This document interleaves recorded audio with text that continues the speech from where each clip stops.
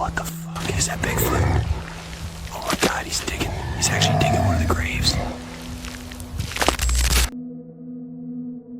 You won't believe what happened outside Skykomish back in late October of 2019. I still don't. I haven't slept the same since that night. I went out for owls and came back with a memory I can't shake loose. An old logging cemetery, a shape too tall to fit between the stones. Hands moving the earth in slow, deliberate scoops, like it had done it 100 times before. A deep huff behind my neck that told me not to turn. My camera was rolling, my legs were shaking. I don't know if that thing was digging because it was hungry or because it was looking for something buried long before me. But by morning, I had footage I can't post anywhere. Not because I'm scared of what people will say, but because some things feel too real to share. I've held onto it for years, and now I'm sending it to you. Not for clicks or fame, but because people need to know what's out there.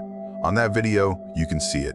A smear on the tent mesh where something pressed its face close enough to fog the fabric with its breath. I still don't know what the hell I filmed that night, or if what I saw was even real, but I know what I felt, and it wasn't human. I'll start with this. I'm not a thrill seeker. I don't go looking for ghosts. I film the woods. That's it.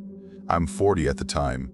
I run a small channel where I post videos about trail skills and wildlife. A couple thousand folks watched. It paid for gas and boots, nothing fancy. I camp alone because I like the quiet and because a camera hears better when no one's talking. The Cascades feel like home. Moss, cedar, the kind of damp that gets in your bones. I grew up 2 valleys over. My older cousin went missing when I was a teenager, banished on a weekend hike. They never found him. People in my family don't talk about it. We all just got quiet in different ways. Mine was the camera. So that week, I drove an old Forest Service road past town until the gravel broke into potholes and grass. There's a cut through that locals use to get wood. It passes an old cemetery from the logging days. There's nothing grand about it. 10 or maybe 12 headstones, some tilted, some sunken. No fence, no sign. Most folks don't know it's there. A guy at the bait shop pointed it out years ago when I was looking for frogs to record. He said it was a piece of history, and then he added, real casual, "Don't go there after dark." He laughed when he said it, like it was a joke, but he didn't meet my eyes after. I wasn't there for scares. Late October is good for recording owls. The first frost brings them low. My plan was simple: hike in by late afternoon, hang 2 audio recorders, a trail cam at knee height, set my small tent in the trees, and get some night calls. Next morning, pack up. One night only. It drizzled the whole drive. I remember the smell of wet fur. The road narrowed and the turnoff showed as 2 muddy ruts curving into brush. I parked by a rotting stump and killed the engine. It was quieter than it should have been. No chainsaws in the distance. No dogs. Just a faint drip of rain dropping through layers of needles. I walked in with my pack and tripod. The ground had that slick feel, like you could skate if you let your weight go. Leaves stuck to my boots. I found the cemetery without trying.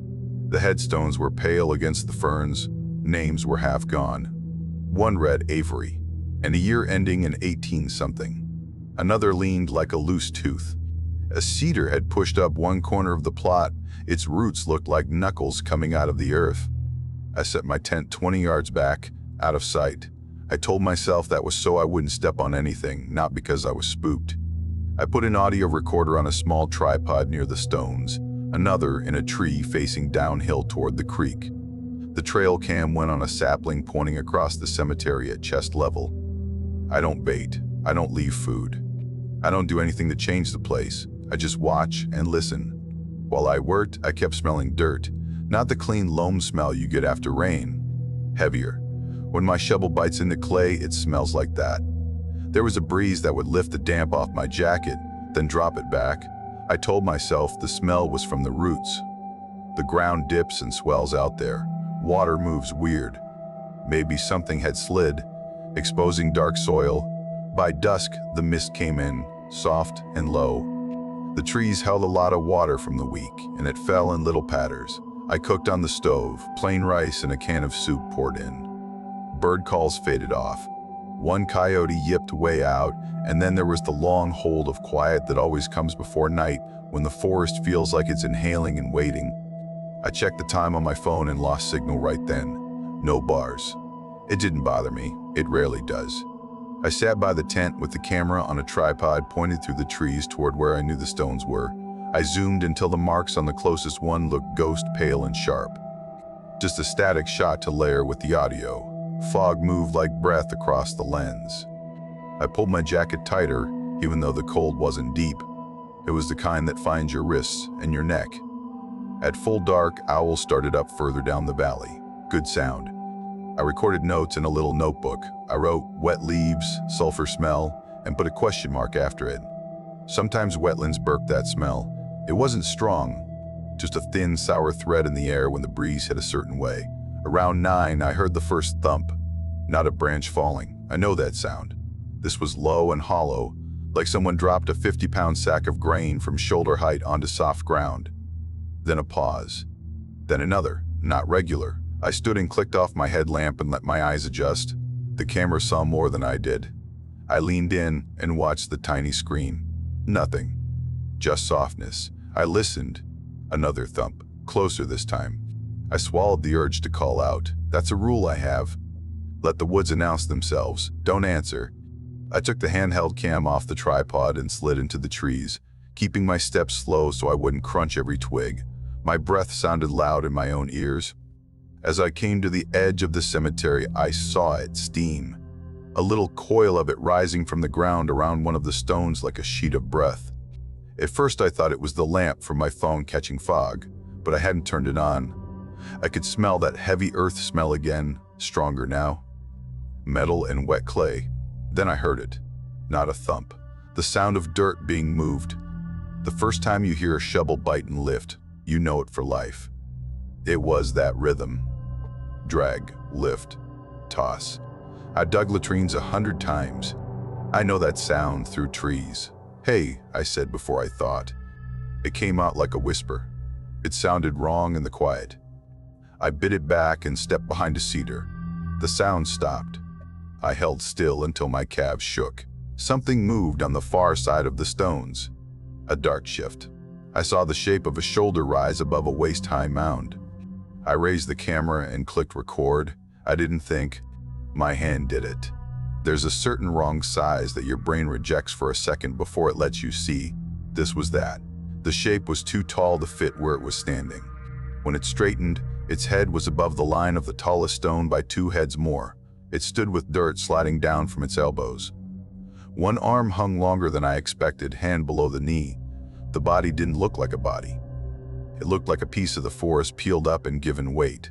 Dark. Wet. Something about the way the shoulders rounded and the head sat forward, no clear neck. The whole thing was just mass. I didn't say bear, not even to myself. Bears move different. They tip and roll, like they're thinking with their nose.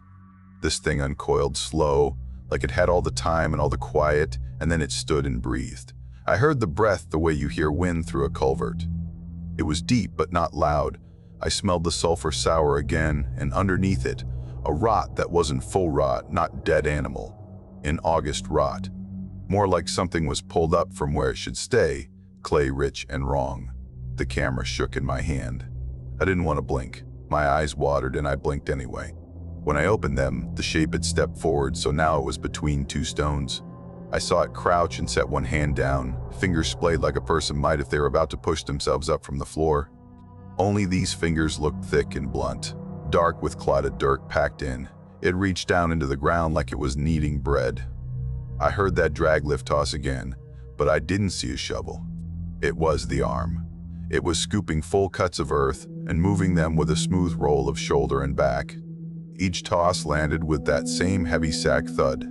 Something in my head said, make a sound. Spook it off. Another voice, older, said, you don't want it to know where you are. I listened to the second one. It kept digging. The grave, it was a grave, and I hate saying that. The grave took shape. The earth around it looked blacker, wetter, like it had held water. I had the thought that graves hold colder earth longer, and that's why there was steam. I told myself that because I needed a reason while I watched a thing that shouldn't be exist, do a human job that shouldn't be done. There was a soft hiss, and then something like a wooden snap. It had hit board. That sound is in me now. Dry wood giving under wet weight. like a brittle rib, like a cheap coffin plank that had waited years for this one night to break. I gagged, very quietly with my mouth closed. The thing, my mouth is dry just saying this. The thing didn't flinch at the snap. It leaned in and put both hands down as if it were bracing. Then it pulled. When it pulled, I saw the line of its back change under the hair, like two thick cables running from shoulder to hip. It didn't jerk or strain. It just pulled and something cracked. The smell that came up then made my eyes burn. I took one slow step backward. The cedar I'd been standing behind had a shallow root flare, and my heel slid. I caught myself with my free hand and my palm landed on wet bark. I didn't make a sound, or I thought I didn't, but a crow woke somewhere near and gave one single call. The thing stopped. It lifted its head just enough that I saw the faintest catch of light in its eyes. Not red. Not anything movie-like, just a wet shine the way animal eyes catch light. I went still in a way that didn't feel like me. It didn't look around like a deer would, ears pricked, head up. It just paused. The forest went very dead. I realized my heart was hammering so hard I could feel it in my teeth. My hands felt numb, but the camera still pointed. The red record light was a pin on the side of the screen. I put my thumb over it to hide it. I don't know how long we stayed like that. Long enough for my legs to shake again. Then it did something I didn't expect. It huffed. Not a grunt, not a scream. A short, deliberate huff like a person trying to fog a mirror. Then it went back to pulling.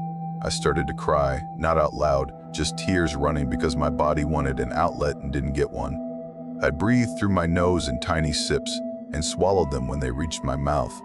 I remember thinking, clear as a bell, I can't save anyone here. I don't know why I thought it. No one was waiting to be saved, but it felt like a ritual was being broken open, and my being there made me part of it. When it finished opening the hole, it reached in and vanished to the shoulders. I heard wet leather sounds and then something heavy came up. Not a body, wood. A piece of board with nails that were mostly rust, curling out like old teeth.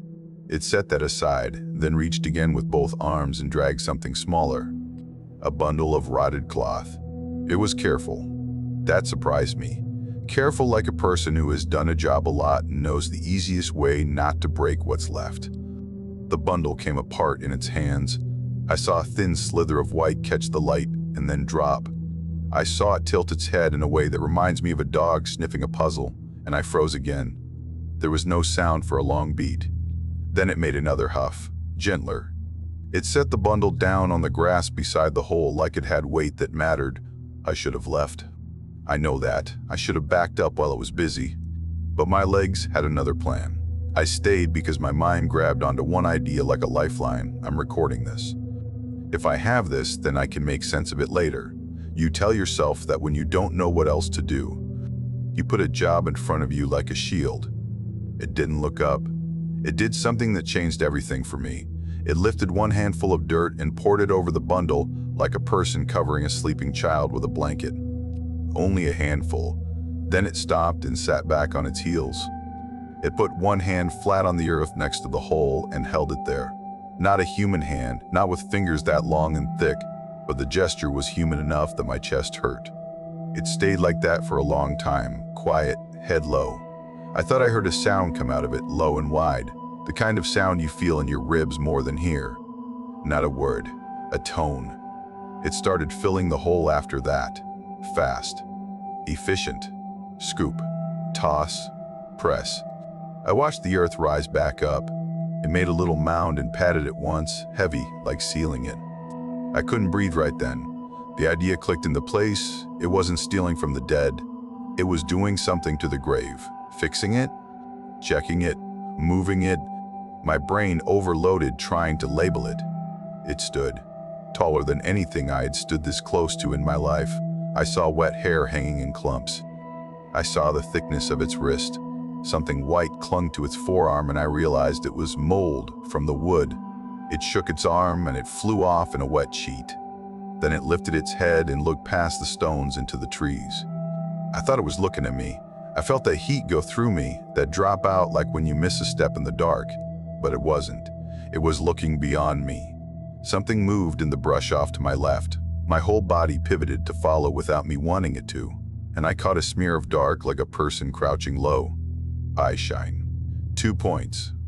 Not as high, not as solid. And then a small sound. Not a cry. A thin, questioning whine. My skin went cold. There were 2, or more. A smaller one, or something younger. It sniffed and shifted a step, leaves whispering. The big one made a sound that I might call a click if it wasn't so heavy, not with its tongue. Deeper. The small one stopped dead. I didn't move, not a tendon. I didn't blink. The big one turned, not toward me, but to the small one. It took 2 strides that were slow and deliberate and put one hand down where the small one had been. I heard no fuss. Just a slow exhale, and then the brush settled. The small one moved away. The feeling in the air changed a little, like a tension wire loosened.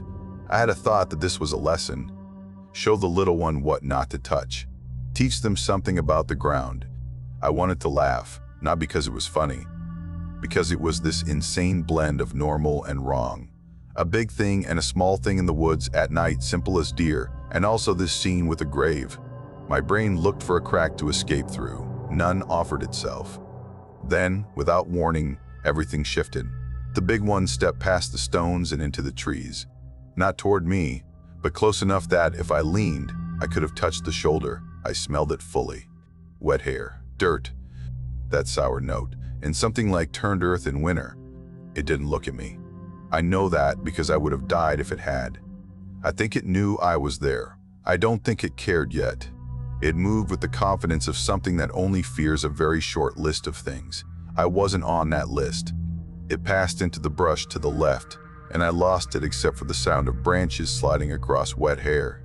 Then I heard the smallest of snaps, a twig given up under heel, and then nothing. The quiet didn't hold though, not this time.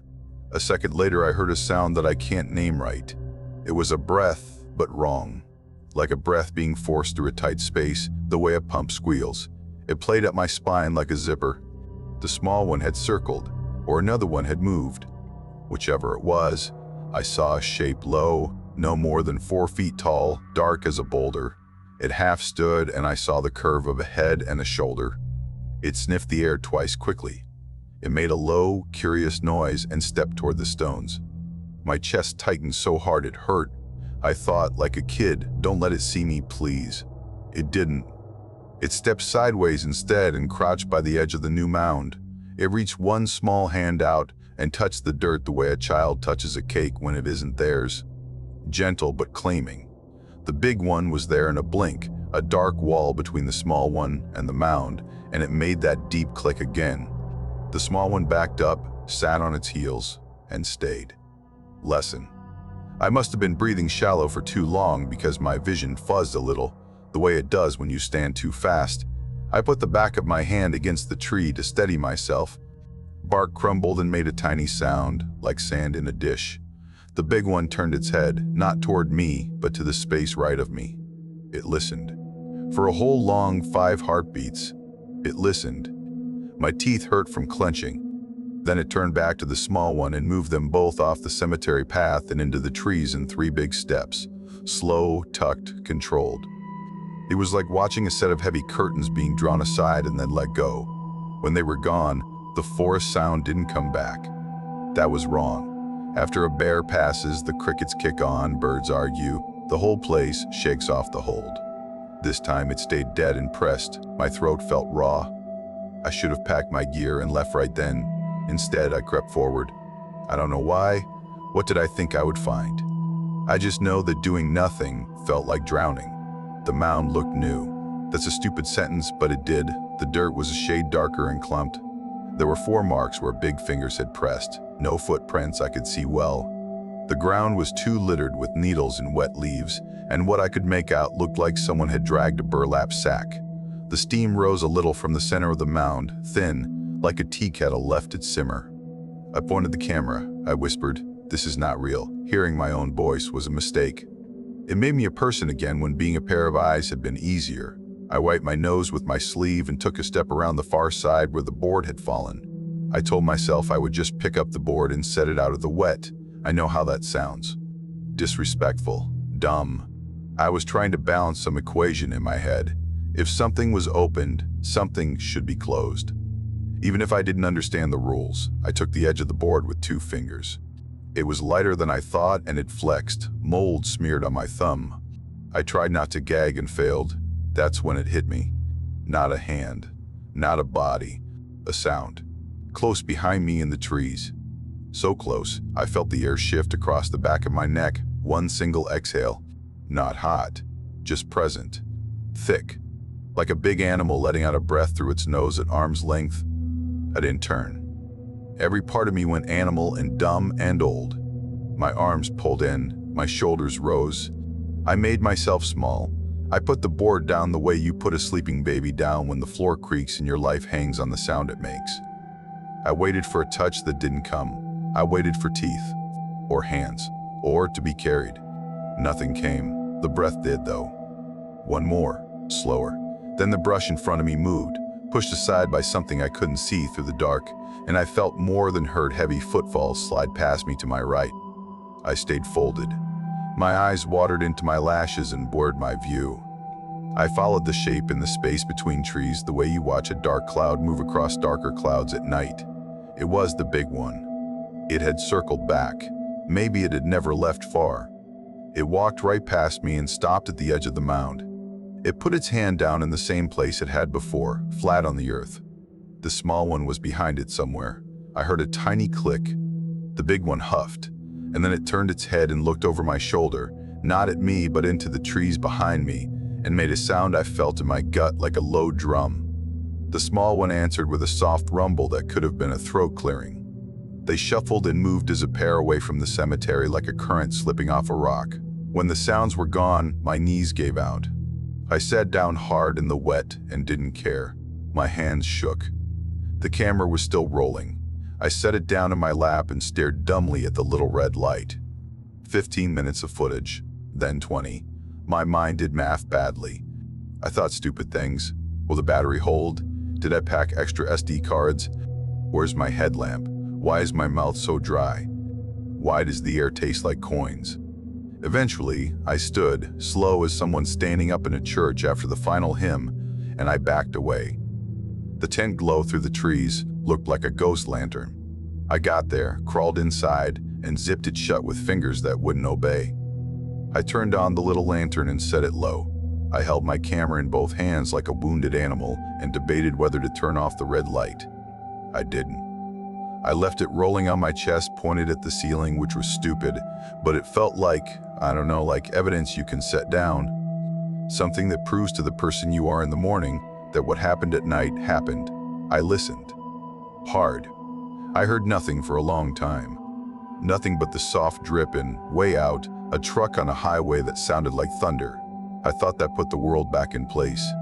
I believed for a second that other people existed, and that there were lights somewhere, and coffee, and a cashier at a gas station yawning.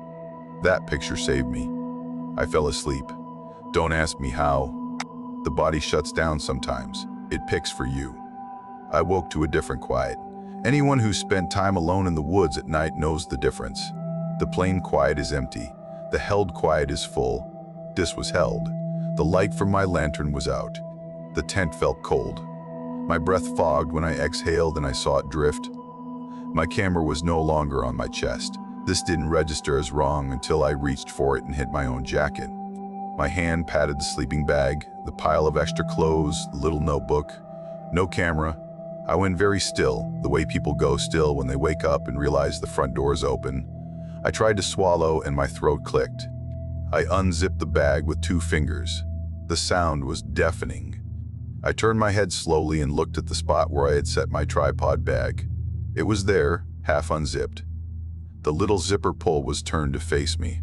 I hadn't left it like that. I don't leave anything with the teeth open. It's a stupid habit from living with mice in my first apartment. The tent zipper, the outer one, I saw then, had a damp smear on it, long and narrow. You know how your fingers look when you've been in dishwater too long? Imagine that passing across fabric. That's the picture my brain made without my permission.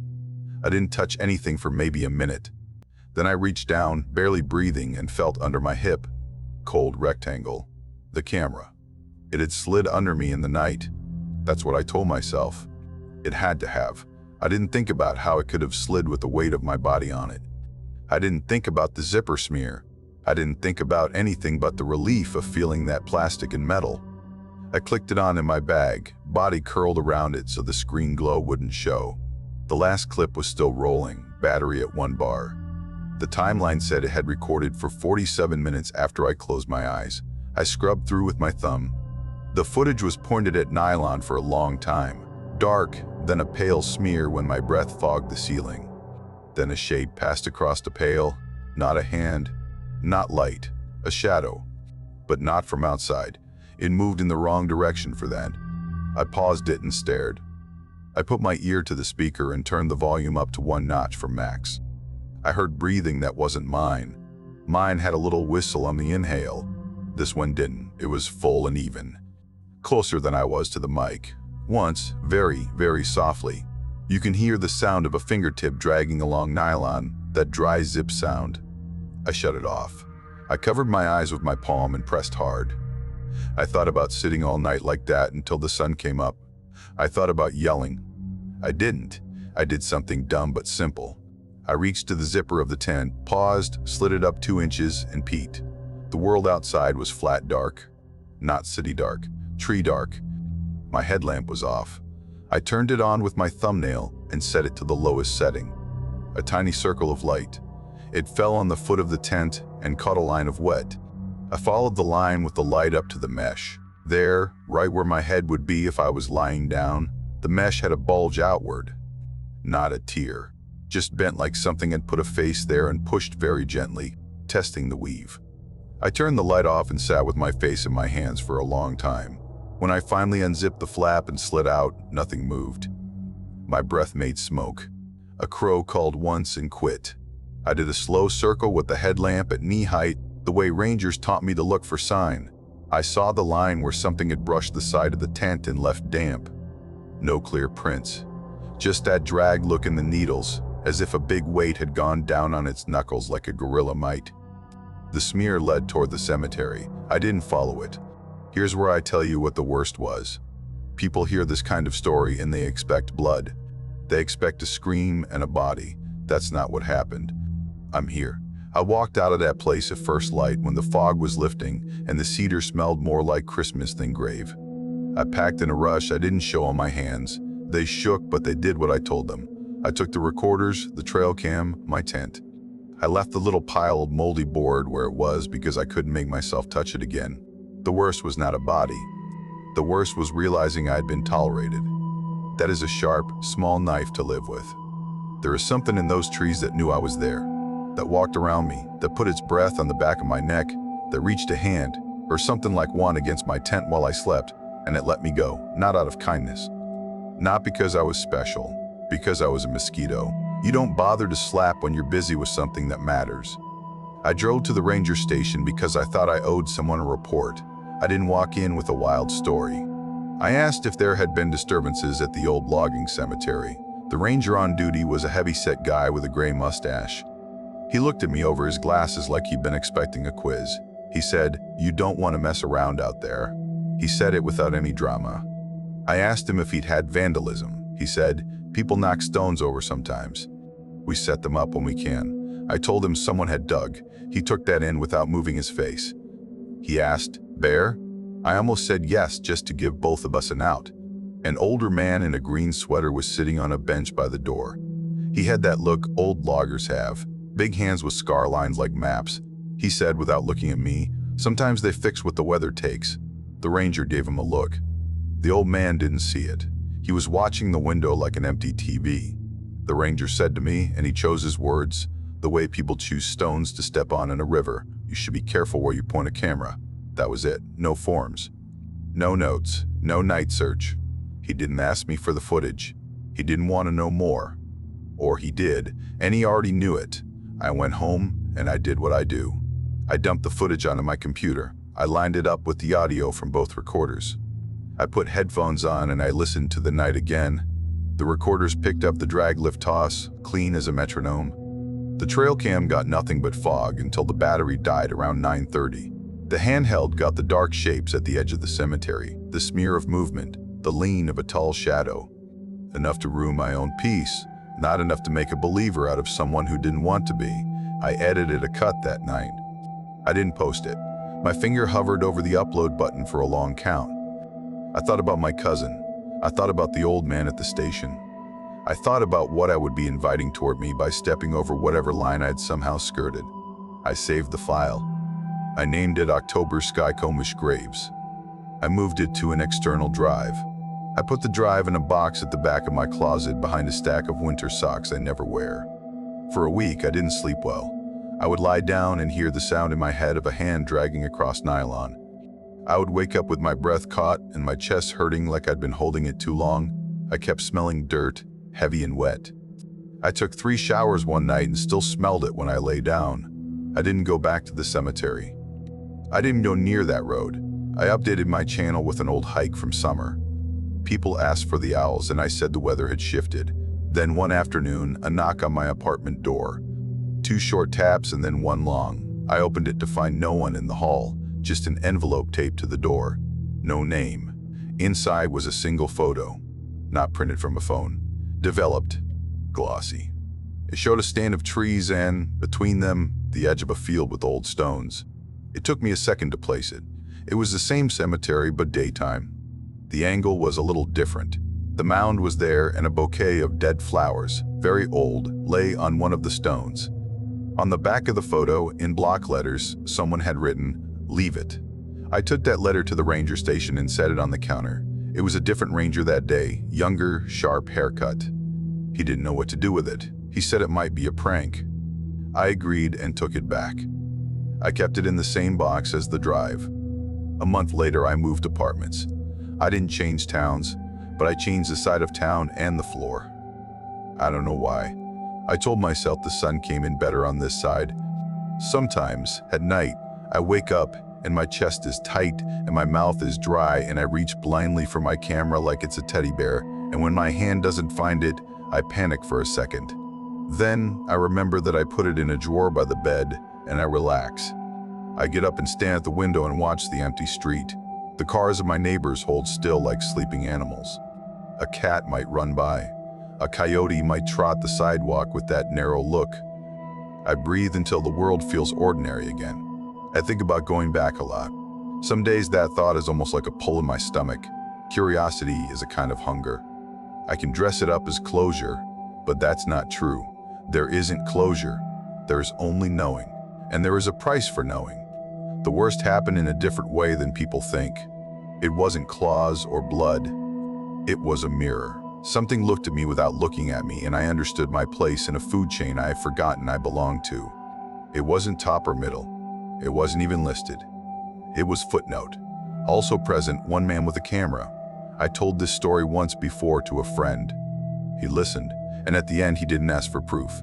He asked me one question that stuck. He said, "What do you think it was doing?" I opened my mouth to say digging because, well, it was. Only that wasn't the right answer. After sitting with it this long, I think it was protecting, or checking, or counting, or honoring. None of those words fit right. But I can't shake the way it put its hand on the ground like you would on a shoulder. That gesture lives in me. I see it when I close my eyes. I hear the huff. I feel the air move past the tent wall. There's one more thing, and I saved it for last because it sounds like the part you'd skip if you didn't believe the rest. A week after the envelope, I played the audio back again because I like to punish myself. Near the end, after the digging stopped, the recorder by the creek picked up something faint. It wasn't the click I'd heard, but close. A soft, low, rhythmic sound like someone humming when they think they're alone. It went on for 30 seconds. I put headphones on, shut my eyes, and listened. It wasn't music. It wasn't random. It had this rise and fall, like conversation. And in the middle of it, barely there, a smaller sound answered once and then stopped. I pulled the headphones off and put my face in my hands, and I cried like a kid, finally letting go after holding it together too long. I haven't gone back. I don't plan to. When I drive through Skykomish now, I keep my eyes on the center line. If I stop for gas, I don't look at the ridge beyond the trees. People in town still talk about cougars and bears, and sometimes a stranger will joke about Bigfoot and everyone will laugh because that's what people do in daylight. 2 or 3 folks won't laugh. They'll look down while they smile and change the subject to weather. If I catch their eyes by accident, There's a flicker there that I know. It's the look of someone who has been tolerated. You want an ending. I do too. I want the kind where the ranger calls and says they found something and it explains everything. I want a burial record, a storm, a person with a shovel, a bad prank. What I have is this: a night, a smell, a sound, and a line of wet on a tent wall where something pressed the mesh, gentle as a hand checking if a sleeping child is still there. You don't have to believe me. I don't tell this to convert anyone. I tell it because it won't let me be quiet. A thing stood in a graveyard in the Cascades in late October and used its hands. It knew exactly where to dig and exactly when to stop. It taught a smaller one not to touch. It let me walk out of there. It put its breath behind my neck, and it did not take me. That's not mercy, that's order. And I think, in the way the world is built and stacked and layered, I was shown my wrong. So, that's what happened. You wanted the truth of it, not the legend. Here it is. I went out for owls and came back with a weight I carry in my chest.